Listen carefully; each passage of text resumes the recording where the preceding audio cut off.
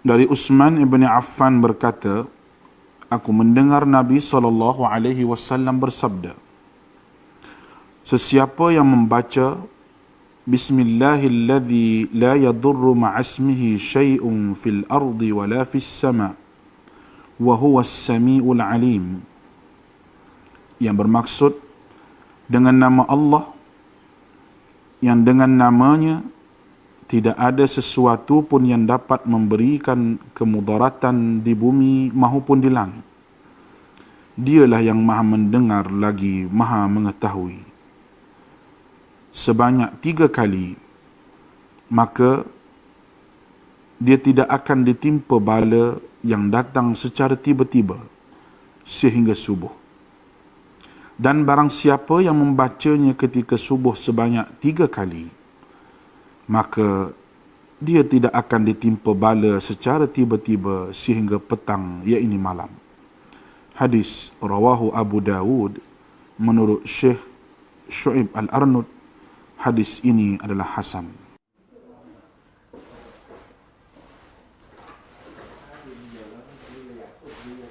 Okey, Assalamualaikum anak-anak. Okey, bertemu lagi kita dalam playlist tuition online untuk slot perniagaan. Okey, kalau slot yang lepas kita telah membincangkan mengenai tajuk pemilikan perniagaan, iaitu milikan tunggal dan juga perkongsian. Hari ini kita akan tengok bentuk-bentuk pemilikan perniagaan yang lain.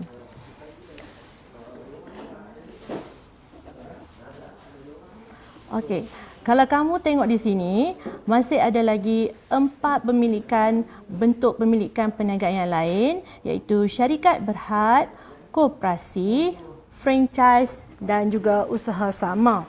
Okey, seperti slot lepas, cikgu dah terangkan kenapa cikgu pilih bentuk ini. Kalau kamu tengok daripada bentuk yang kecil, kemudian bentuk itu semakin membesar.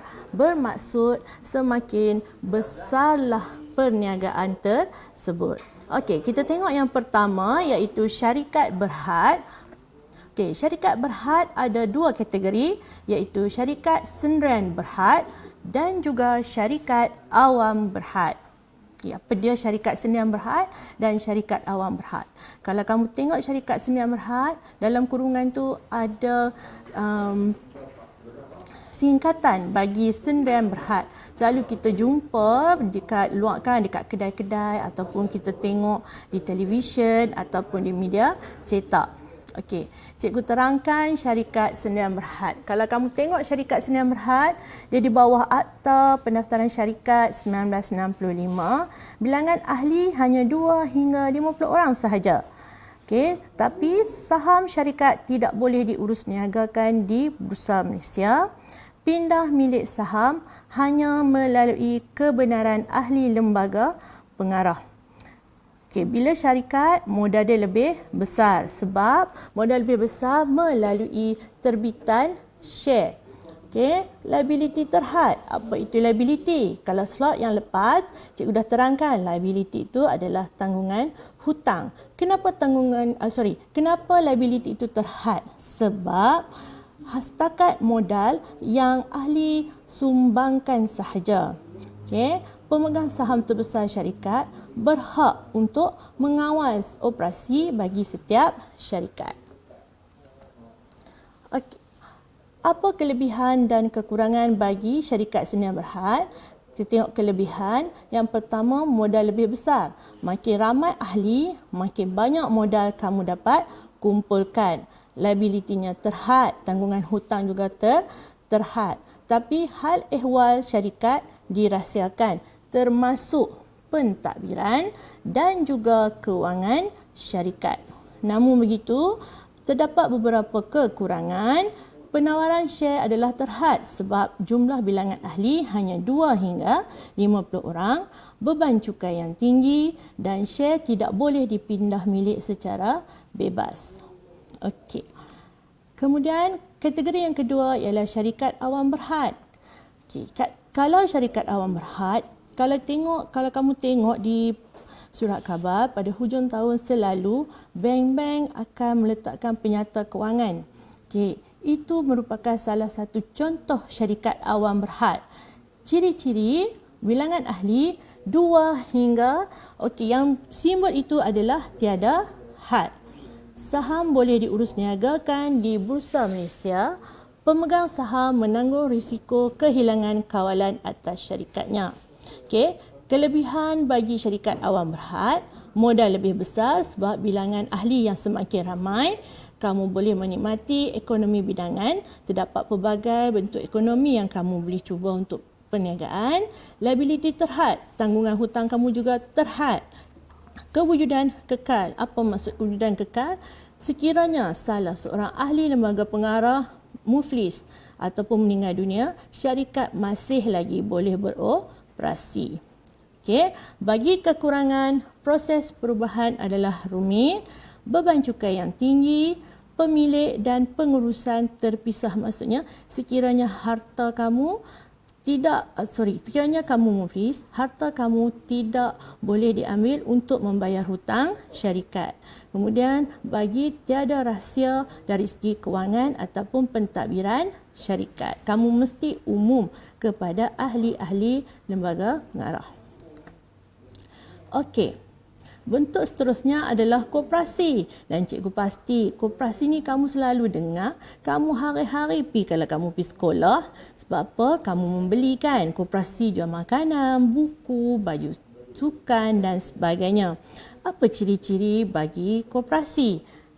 Yang pertama, melaksanakan kegiatan berkaitan ekonomi untuk memenuhi keperluan anggota. Kalau koperasi, kita pakai term dia anggota, bukan ahli lembaga pengarah. Aktiviti tidak berunsurkan politik. Aktiviti diuruskan berdasarkan akta, peraturan dan undang-undang kecil koperasi. Modal disumbangkan oleh anggota. Itu kamu. Setiap anggota mempunyai hak dalam membuat keputusan. Liability anggota adalah terhad. Maksudnya setakat modal yang kamu sumbangkan. Kalau di sekolah selalunya ada kelab koperasi. So, macam mana nak berniaga, macam mana dapat modal, sumbangan daripada yuran ahli kelab koperasi. Kalau kamu tengok di sini, kelebihan dia liability terhad. Tanggungan hutang adalah terhad. Maksudnya ahli tidak boleh buat hutang sesuka hati. Pentadbiran secara demokrasi ataupun pemilihan. Sebab itulah awal tahun bila kita selalunya masuk sekolah kan ada mesyuarat agung untuk kita lantik ahli pengurusan ataupun ahli lembaga pengarah untuk uruskan kelab kita. Tiada beban cukai dan dapat juga ribat. Dari segi kekurangan, kadar pulangan dia adalah sangat rendah. Sebab apa? Ahlinya ramai. Pengurusan dan pemilik terpisah. Maksudnya harta persendirian tidak perlu digunakan untuk membayar hutang. Pemilikan share adalah terhad. Share tidak boleh dipindah milik. Sekiranya kamu nak jual, kamu tidak boleh suka hati untuk pindah milik share kamu kepada orang lain. Sekarang kita akan masuk bentuk-bentuk perniagaan lain. Yang pertama, franchise. Cikgu pasti kamu tak kenal logo ni kan, merata. Kalau di Malaysia ni hampir, saya rasa satu Malaysia ni memang ada, KFC, Pizza Hut, betul? Ini adalah perniagaan di bawah bentuk milikan franchise. Hubungan antara dua pihak. Kamu dan juga syarikat dari segi perjanjian urus niaga yang dikenali sebagai franchisor dengan franchisee. Apa dia cikgu franchisor? Apa dia franchisee? Selalunya pelajar selalu bertukar ciri franchisor dan juga franchisee. Kita tengok dulu ciri umum bagi bentuk milikan franchise. Dia di bawah Akta Franchise 1998. Perniagaan mesti dikenali mengikut sistem yang ditetapkan oleh franchisor. Franchisor adalah syarikat induk ataupun syarikat yang memberi hak ataupun kebenaran kamu untuk menggunakan jenama. Okey, kemudian ada perjanjian dari segi tempoh perniagaan dijalankan. Okey, sama ada setahun, 10 tahun. Okey, franchisee berhak untuk menggunakan cap atau rahsia dagangan milik franchisor. Okey, apabila kamu menggunakan bentuk milikan ini, okey, kamu berhak menggunakan logo contoh, okey, dari segi bentuk kedai kamu. Okey, franchisor mengenakan kawalan berterusan kepada franchisee. Ya, franchisor memang mengenakan kawalan. Sebab apa? Kalau kamu tengok KFC Kangak dengan Arau, ada beza tak? Okey, sama dari segi aturan, pekerja, pakaian, susun atur, menu. Sekiranya ada perubahan, semua akan berubah.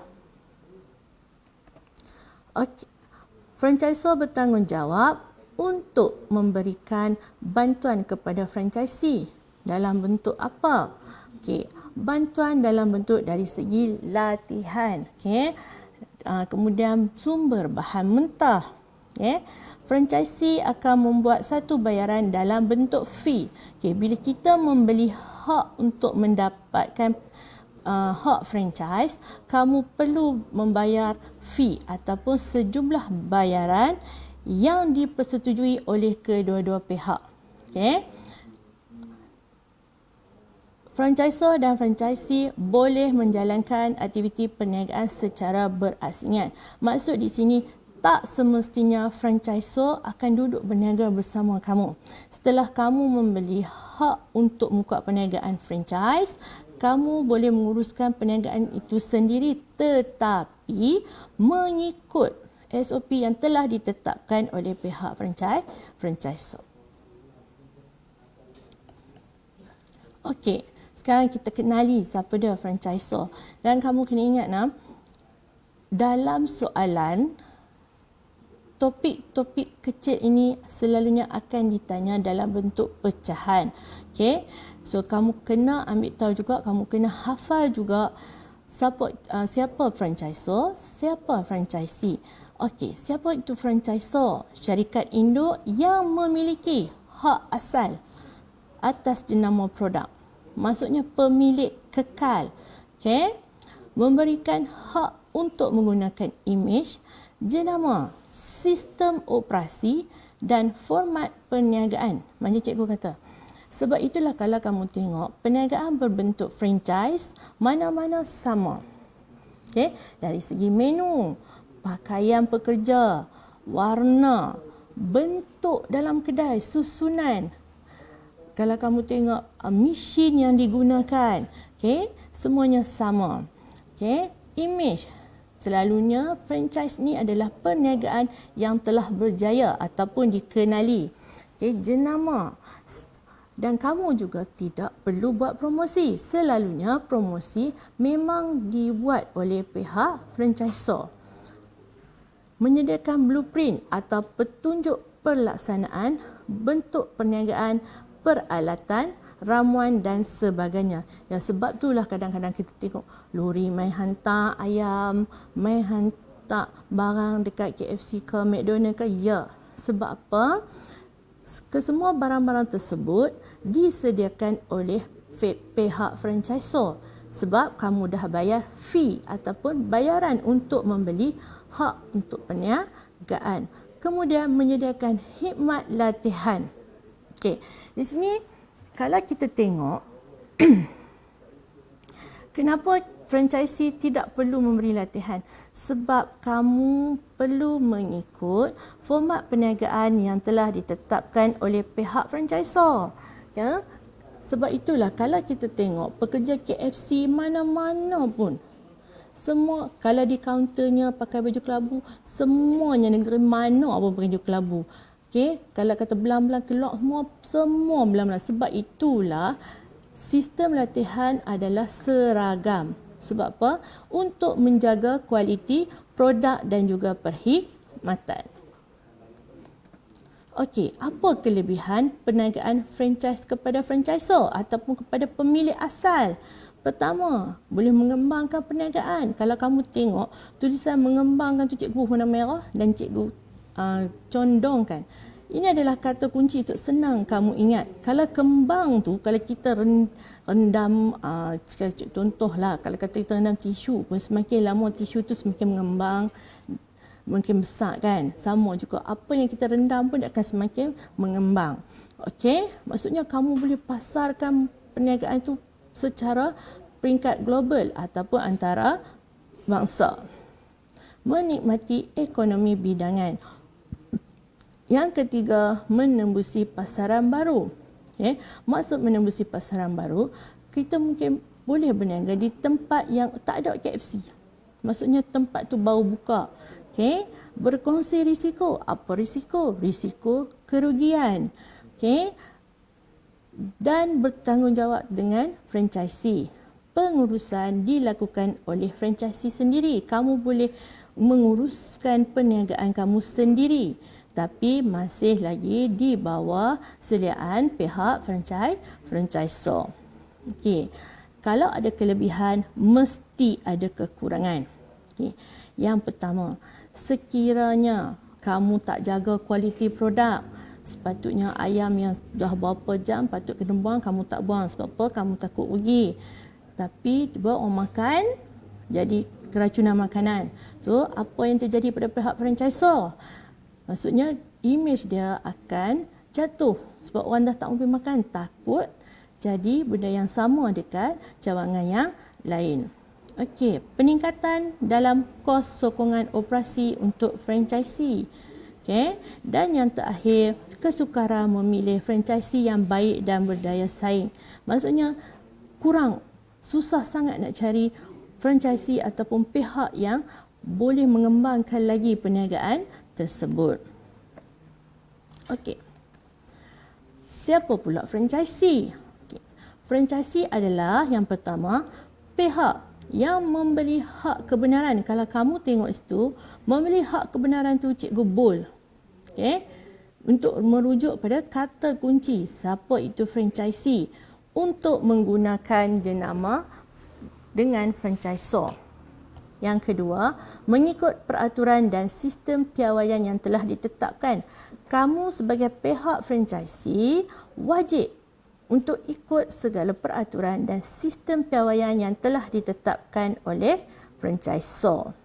Dan yang terakhir, penamatan kontrak oleh franchisor.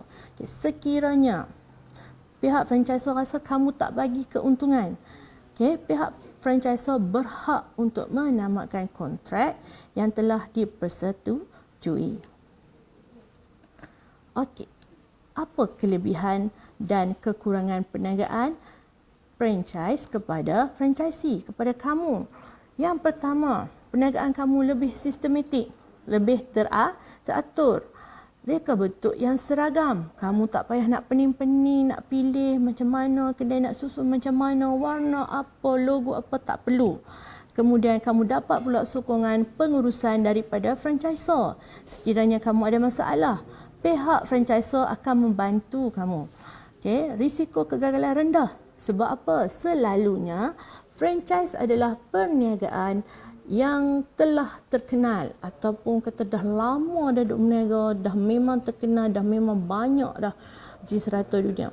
Okey, jenama terkenal dan jaringan perniagaan lebih luas. Maksudnya perniagaan kamu ni merata-rata, pasaran kamu luas, besar, okey? Kedai kamu tak perlu banyak pengalaman pun. Sebab apa? Sebab franchisor akan membantu kamu dari segi pengurusan dan juga pentadbiran. Okey, dari segi kekurangan, mengawal kualiti barang dan perkhidmatan. Okey, susah untuk kamu kawal sebab kita kadang-kadang tak tahu sama ada kualiti barang yang dihantar itu sama ada masih elok ataupun tidak. Okey, terikat dengan perjanjian franchise. Maksudnya kamu tak boleh nak buat keputusan sesuka hati dan kamu juga tidak boleh berinovasi. Maksudnya kamu tak boleh ikut apa yang kamu nak. Kamu masih lagi kena ikut apa yang pihak franchisor sediakan. Okey. Dan yang terakhir, apa dia? Usaha sama. Usaha sama. Usaha sama selalunya perniagaan yang besar yang berkongsi. Okey, kalau kamu tengok tu perkongsian strategi antara dua atau lebih individu atau syarikat. Okey. Yang kedua, meningkatkan kedudukan syarikat. Okey, bila kita selalunya syarikat kita dah ada dalam bentuk meningkatkan syarikat, kita nak kembangkan lagi perniagaan kita. Okey, contoh kita tak ada teknologi yang terkini, tapi ada syarikat yang lain dah ada teknologi baru. So kita buat usaha sama dengan syarikat tersebut supaya kita dapat berkongsi kepakaran dan dapat juga menambahkan keuntungan. Sebab itulah kalau kamu tengok di slide cikgu, perkataan perkongsian itu cikgu warnakan dengan warna yang lain. Maksudnya kamu sharing pengalaman, teknik, kepakaran yang kamu ada, okey, barang, teknologi dengan syarikat itu untuk kamu buat produk yang baru, contoh, ataupun kamu dapat mengeluarkan produk baru, inovasi produk yang lama menjadi lebih baik dan sebagainya. Okey. Apa kelebihan sekiranya kamu menggunakan bentuk milikan perniagaan usaha sama? Sama juga. Mana-mana bila semakin besar bentuk pemilikan perniagaan tersebut, semakin besar ataupun luaslah pasaran perniagaan kamu. Maksudnya kamu ada market pasaran yang sangat luas, kamu boleh berniaga di mana-mana. Okey, meningkatkan modal. Sebab apa? Sebab bila kita berusaha sama, kita dapat kongsi modal, kita dapat tambah modal. Dan bukan setakat dari segi duit ringgit, tenaga kerja ataupun kita kata pekerja. Yang ketiga, meningkatkan pengeluaran.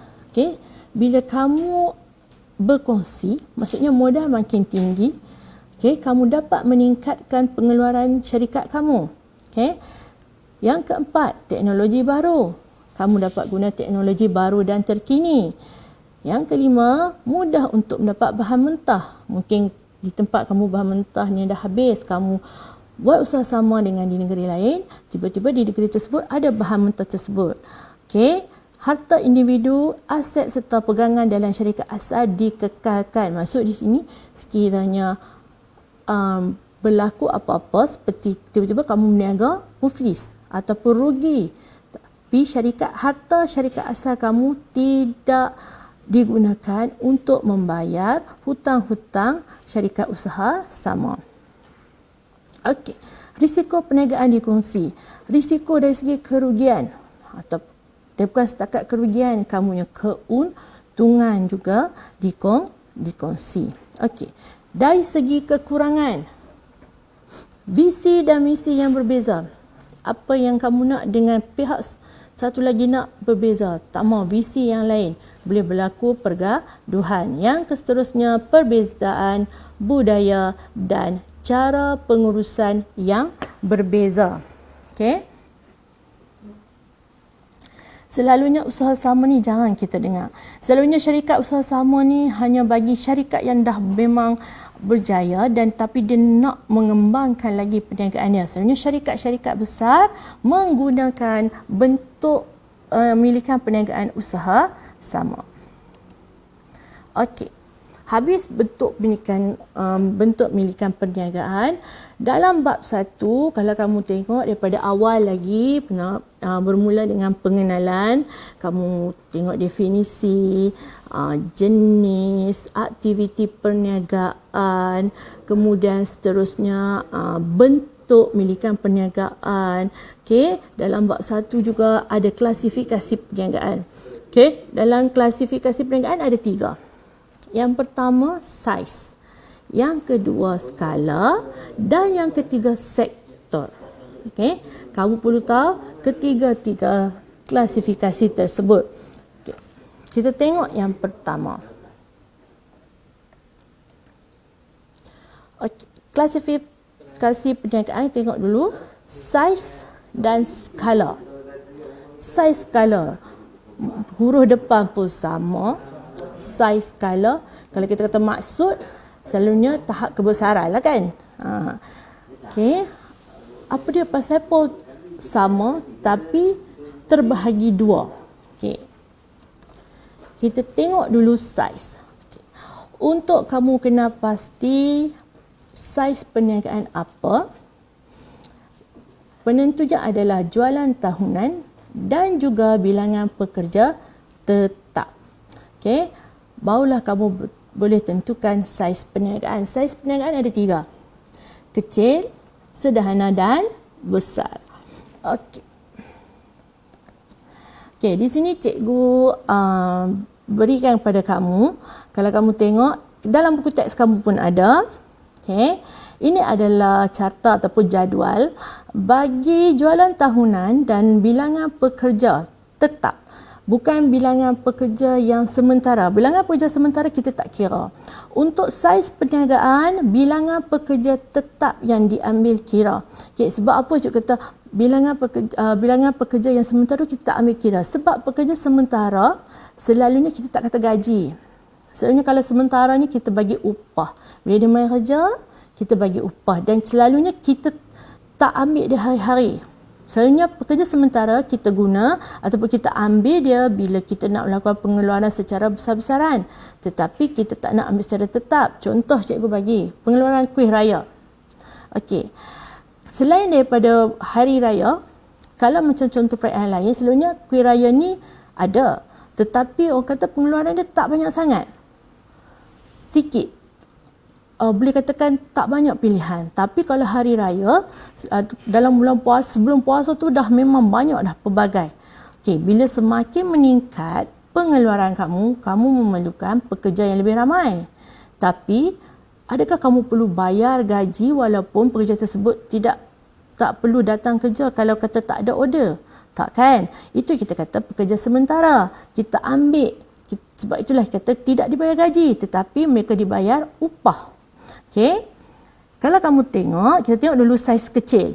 Okey, untuk perniagaan bersaiz kecil, okey, ada 2, penghilangan dan juga perkhidmatan. Macam mana kamu tahu kan, aktiviti perniagaan ada 2, berasaskan barang dan juga perkhidmatan. Maksud penghilangan ni adalah proses pengeluaran barang. Okey. Contoh jualan tahunan untuk saiz kecil 300,000 hingga kurang 15 juta untuk penghilangan. Tapi bagi sektor perkhidmatan 300,000 hingga kurang 3 juta. Okey, dari segi bilangan pekerja tetap 5 hingga kurang daripada 75 orang, bagi perkhidmatan 5 hingga kurang 30 orang. Okey, itu untuk saiz kecil. Cikgu, payah nak hafal lah. Ya, memang payah, tapi kamu kena ingat sebab selalunya bentuk soalan dia akan bagi sama ada secara direct ataupun terus. Okey, contoh cikgu bagi, terangkan ciri perniagaan bersaiz kecil. Itu direct. So, bagi yang pelajar yang menghafal, dia memang boleh jawab lah. Sebab apa yang dihafal, itu yang dikeluarkan. Tapi, kalau untuk pelajar untuk soalan yang analisis, selalunya kita akan bagi cerita. Okey, petikan ataupun gambar rajah. Okey, macam mana nak tahu?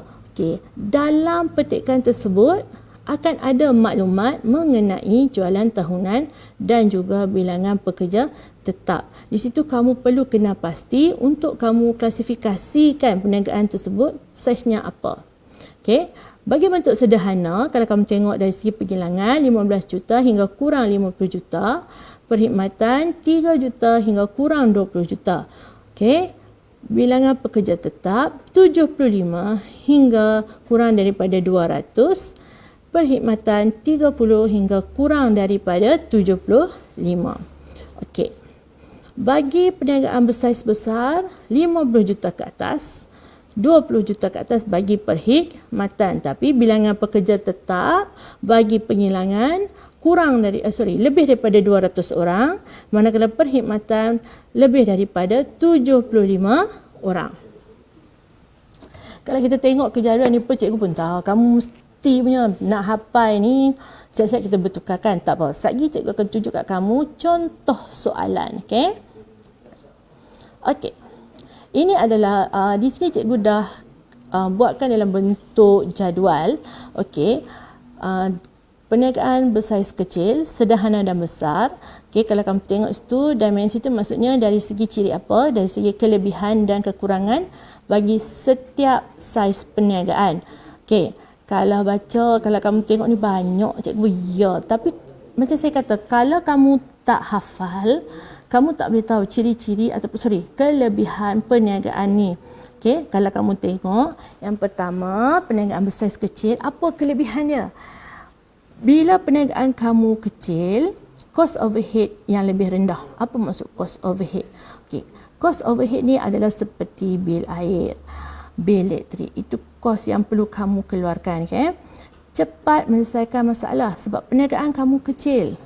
Kamu boleh buat keputusan dengan cepat. Okay? Fleksibel, terpulang kepada kamu kalau buat keputusan. Tidak perlu meminta pandangan orang lain. Kemudian kos upah yang lebih rendah. Itu untuk perniagaan bersaiz kecil. Okey, bagi saiz sederhana, mudah ditubuhkan, fleksibel, sama. Kamu boleh buat keputusan mengikut kehendak kamu, tidak perlu pendapat orang lain. Semangat pasukan yang tinggi, tetapi pelaporan kewangan syarikat dirahsiakan. Okey, bagi perniagaan bersaiz besar, kamu dapat menikmati ekonomi bidangan, dapat menguasai pasaran sebab modal kamu lebih besar. Kemudian wujud pengkhususan, maksudnya kamu boleh bahagi pekerjaan. Okey, kemudian kita tengok dari segi kekurangan. Okey, bagi perniagaan bersaiz kecil, kos pengeluaran yang tinggi sebab modal dari kamu saja. Modalnya lebih kecil.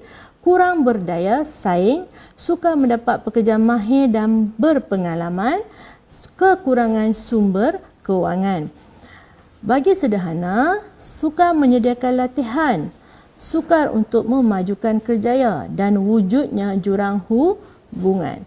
Dan bagi perniagaan bersaiz besar, komunikasi kurang berkesan, birokrasi, risiko kerugian juga lebih besar. Sebab apa? Komunikasi yang kurang menyebabkan perniagaan tersebut susah untuk dijalankan. Kelebihan dan kekurangan, kalau kamu tengok dalam buku teks, ada satu lagi dimensi, iaitu cabaran. Okey, yang pertama, bagi perniagaan bersaiz kecil, masalah aliran tunai, bebanan kerja yang banyak kamu seorang yang kena buat, mengekalkan pelanggan lama dan mendapatkan pelanggan yang baru. Macam mana cara untuk kamu nak motivasi pekerja tersebut tak berhenti kerja? Dan juga cost overhead yang tinggi. Semakin perniagaan kamu dah lama berniaga, banyaklah kos-kos yang perlu kamu tanggung. Okey, bagi perniagaan sederhana, meningkatkan hasil, maksudnya meningkatkan pengeluaran kamu, pengambilan pekerja, dan dari segi undang-undang dan peraturan kerajaan yang semakin ketat. Okey, bagi perniagaan bersaiz besar, ketidakpastian pasaran, pengambilan pekerja, meningkatkan keuntungan tahunan, perundangan dan peraturan kerajaan. Okey. Kita masuk pula sektor perniagaan. Macam kata, dalam klasifikasi perniagaan ada saiz, sektor dan juga skala. Apa dia sektor perniagaan? Okey, sektor perniagaan ada 3. Okey, kalau kamu tengok di sini, cikgu nyatakan pada kamu, utama, kedua, ketiga. Dalam konteks kamu, sektor utama ataupun sektor primer, sektor kedua, sektor sekunder, dan sektor ketiga ataupun tertier. Apa dia utama, apa dia kedua, ketiga? Okey, kalau utama, kamu ingat senang saja. Apa sahaja bahan yang kamu keluarkan daripada perut bumi, itu adalah sektor pertama. Contoh, pelombongan pertanian, pembalakan dan perikanan. Maksudnya kamu ambil barang daripada alam semula jadi, ataupun kamu mengeluarkan bahan mentah daripada alam semula jadi. Okey. Kemudian sektor yang kedua, kamu proses bahan mentah daripada sektor utama untuk kamu hasilkan barang siap atau barang separuh siap. Okay, apa barang siap? Apa barang separuh siap? Barang siap tu barang yang orang dah boleh guna. Contoh, kalau cikgu bagi kamu contoh makanan dah siap masak, keluar terus. Okey, kalau barang separuh siap, contoh peralatan chip komputer yang perlu kita buat ataupun kita keluarkan untuk buat barang siap. Okey. Contoh sektor kedua, pembuatan dan penghilangan, kejuruteraan, pembekalan tenaga dan pembinaan. Okey, bagi sektor yang ketiga, perkhidmatan. Okey, apa saja bentuk perniagaan berbentuk perkhidmatan dia berada dalam sektor ketiga. Kita tak keluarkan barang, tetapi kita bagi perkhidmatan. Contoh sini cikgu bagi sukarelawan. Okey. Kan kalau sekarang ni, kalau musim PKP ni, penghantaran makanan ataupun kita kata COD, kalau senang, runner, itu adalah perkhidmatan yang berada dalam sektor ketiga. Dia memberi khidmat kepada kamu. Cikgu contohnya, siapa lagi, pramugari, dia bagi kamu perkhidmatan, layan kamu dalam kapal terbang. Okey. Okey. Kita masuk klasifikasi yang ketiga, iaitu skala perniagaan. Okey, skala perniagaan terbahagi kepada dua, iaitu pasaran domestik dan pasaran antarabangsa. Okey, pasaran domestik terbahagi kepada tiga, iaitu kalau kamu tengok ni, tempatan, negeri dan kebangsaan. Okey, kita tengok dulu apa dia tempatan. Okey, maksud tempatan, kamu hanya berniaga dekat kawasan tu saja. Contoh cikgu bagi, boleh. Okey, contoh Kangak, kamu hanya berniaga di kawasan Kangak saja.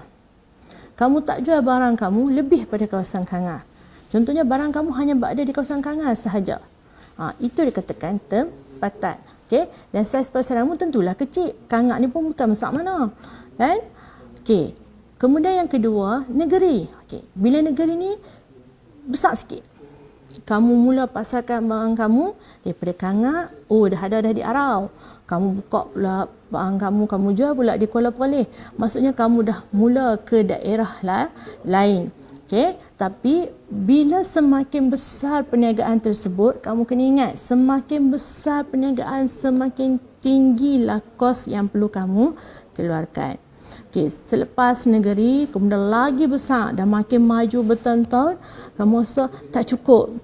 Kamu nak pasarkan barang kamu lagi besar lagi, nak lagi banyak lagi orang tahu.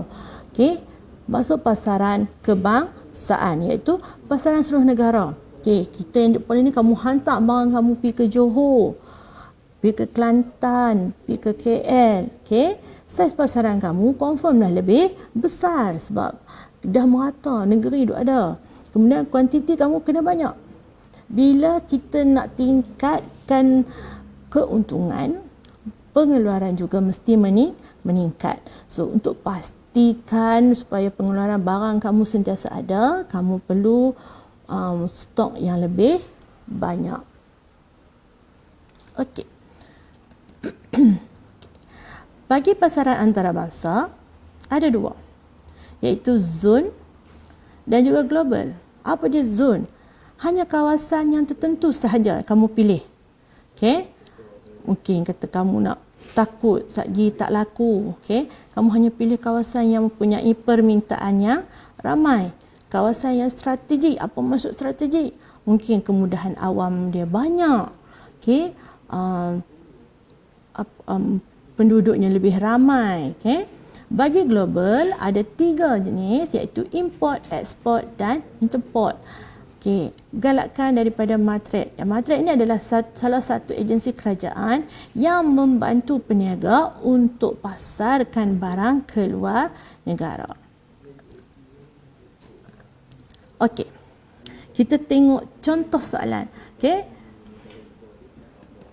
yang pertama, maklumat berikut berkaitan dengan sejenis bentuk perniagaan. Kalau kamu tengok dalam soalan ni, cikgu highlight bentuk perniagaan. Okay, apa maksud? Dalam soalan ni, dia dah bantu kamu untuk kamu tahu soalan ni dia nak tanya pasal apa. Okay, dia tanya pasal topik bentuk perniagaan. Okay. Satu, perkongsian strategik antara 2 atau lebih individu atau syarikat. Maklumat yang kedua, kedua-dua pihak tersebut bersetuju untuk bekerjasama. mengeluarkan barang atau perkhidmatan dalam jangka masa yang tertentu. Okey, dalam soalan ni dia dah bantu kamu, dia bagi satu maklumat. Okey, berikan 4 kelebihan bentuk perniagaan tersebut. Okey, kat sini cikgu nak beritahu kamu pertama dalam jawab soalan, bila diberi rangsangan ataupun maklumat, maksudnya maklumat itu berguna ataupun dia membantu kamu untuk jawab soalan. Okey. Jawapan, luaskan pasaran perniagaan, meningkatkan modal dan tenaga kerja, meningkatkan pengeluaran, teknologi baru dan terkini, mudah untuk dapat bahan mentah, harta individu, aset serta pegangan dalam syarikat asal dikekalkan, risiko perniagaan dikongsi. Okey. Dalam soalan ni dia tak tanya bentuk milikan apa. Dia cuma tanya apa dia bentuk milikan tersebut. Okey, kamu boleh bagi ciri. Okey, maksudnya ini adalah ciri apa yang kelebihan, dia hanya tanya kelebihan. So kamu hanya jawab kelebihan. Kalau betul salah ke cikgu kalau kita tak kata bentuk milikan, tak salah lah sebab dia hanya tanya kelebihan bentuk milikan tersebut. Okey. Okey, dari sini kalau kamu tengok di sini, cikgu bagi pilihan jawapan kamu sampai 7. Okay. Kalau dalam soalan, tengok berapa markah dan tengok soalan berapa yang dia nak. Berikan 4, dia akan highlight. Berikan 5. Okay. So, kamu bagi jawapan kamu mengikut soalan. Okay. Contoh soalan yang kedua. Okay. Yang ni dia bagi maklumat tentang syarikat Ihsan Sdn Bhd. Okay. Merupakan sebuah syarikat yang mengeluarkan roti Behcet. Syarikat tersebut mempunyai kilang, mempunyai pekerja sepenuh masa seramai 80 orang, okay. Jualan tahunan 15 juta dan produk yang dihasilkan dipasarkan seluruh Malaysia. Okay. Kalau kamu tengok sini, dalam soalan ni cikgu dah highlight dah dalam maklumat dia beberapa ayat dan perkataan. Okay, yang pertama syarikat Ihsan Sdn Bhd. Kalau kamu tengok situ, pasal apa cikgu highlight? Tengok perkataan Sdn Bhd. Maksudnya itu adalah merujuk atau kita boleh katakan merujuk kepada bentuk milikan perniagaan. Okey. Yang kedua, pekerja sepenuh masa seramai 80 orang. Pekerja sepenuh masa iaitu pekerja tetap. Bilangan pekerja. Jualan tahunan 15 juta. Okey. Dan dia juga bagi pasaran produk tersebut di seluruh Malaysia. Soalan, jelaskan saiz, skala, bentuk pemilikan perniagaan syarikat Ihsan Sdn Bhd. Okey, kalau kamu tengok sini, ketiga soalan yang diminta ada jawapannya di dalam maklumat. Okey, jawapan. Saiz sederhana. Okey, sebab dia tanya saiz. Bilangan sebab apa dia saiz sederhana? Sebab bilangan pekerja 75 hingga 200 orang. Ataupun kamu tak jawab 75 hingga 200 orang. Kamu hanya jawab bilangan pekerja 80 orang. Okey, terima. Jumlah jualan tahunan 15 juta hingga kurang dari 50 juta.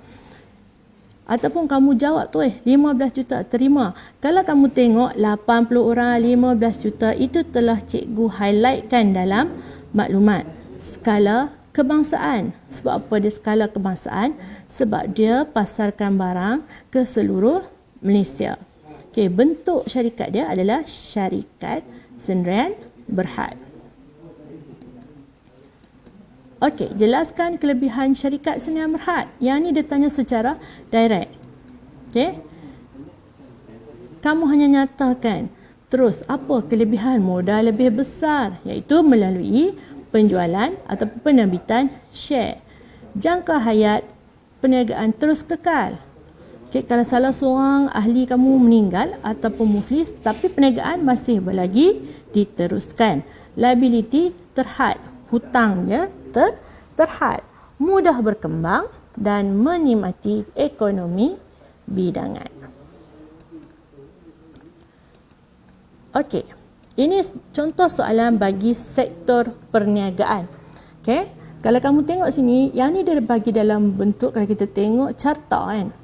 ataupun kita catat organisasi lah. Kalau kita tengok ni, X tu apa? Okay, ingat dalam soalan tak semestinya dia bagi rajah sama yang macam dalam buku teks kamu. Maksud cikgu susunan. Okay, kalau kamu tengok X pelombongan menjahit baju, tak salah. Kalau kita tengok pelombongan tu sektor utama, menjahit baju iaitu sektor ketiga. Okay, X adalah sektor kedua iaitu pemprosesan bahan mentah untuk menghasilkan barang siap atau separuh siap. Yang kedua, kamu bagi contoh sebab markahnya adalah 3 markah. Okey. Ini ada pula adalah contoh soalan objektif. Okey. Berikut adalah tujuan sesuatu perniagaan itu wujud dalam masyarakat. Dia bagi kamu pilihan ada 4. Okey, kata kunci dalam soalan ini adalah tujuan perniagaan tersebut tetapi dalam masyarakat. Okey, kalau tengok pilihan jawapan ada 4. Mewujudkan peluang pekerjaan, penawaran barang dan perkhidmatan, menambahkan pendapatan negara, di membantu masyarakat setempat. Okey, kalau kita tengok dalam bagi masyarakat, mestilah tujuan dia adalah penawaran barang dan perkhidmatan. Sebab apa? Kita nak penuhi keperluan pengguna, iaitu sebab itulah kita tawarkan barang dan perkhidmatan. Okey, yang kedua, apakah perbezaan antara barang dan perkhidmatan? Okey, dia sama juga, dia bagi kamu pilihan. Kamu pilihlah barang tidak nampak. Betulkah barang-barang tidak nampak? Bersifat tidak ketara, boleh disimpan, aspek kualiti sukar diukur. Kalau kamu tengok pilihan jawapan untuk barang A, B dan C, itu merujuk kepada perkhidmatan. So, senang kan? Kalau kita pilih objektif dia mudah. Kalau kamu dapat kenal pasti, kalau tengok A, B dan C itu dah salah, so mestilah jawapan dia C, boleh disimpan, tidak boleh di-inventory.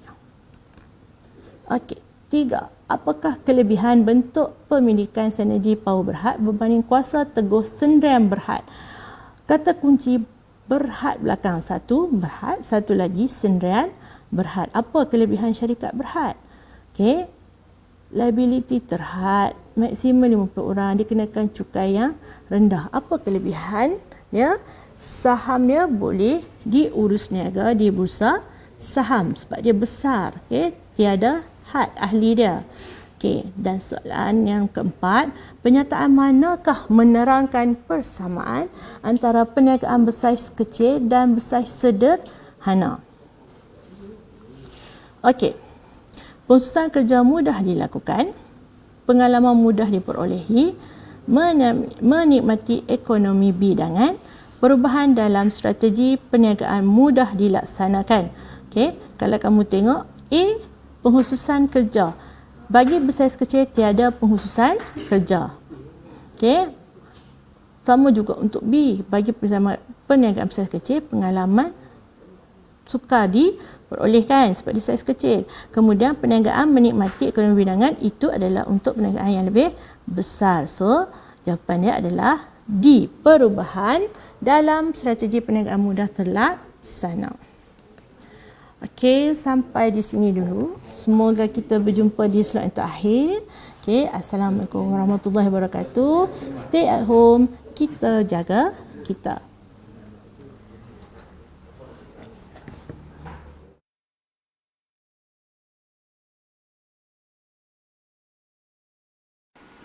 Daripada Anas bin Malik radhiyallahu anhu berkata, Nabi SAW pernah berdoa, Allahumma inni a'udzubika minal barasi wal jununi wal juzami wa min sayil asqam. Ya Allah, aku berlindung denganmu daripada penyakit sopak, penyakit gila, penyakit kusta dan penyakit-penyakit yang buruk. Hadis diriwayatkan oleh Al-Imam Abu Dawud dengan sanad yang sahih.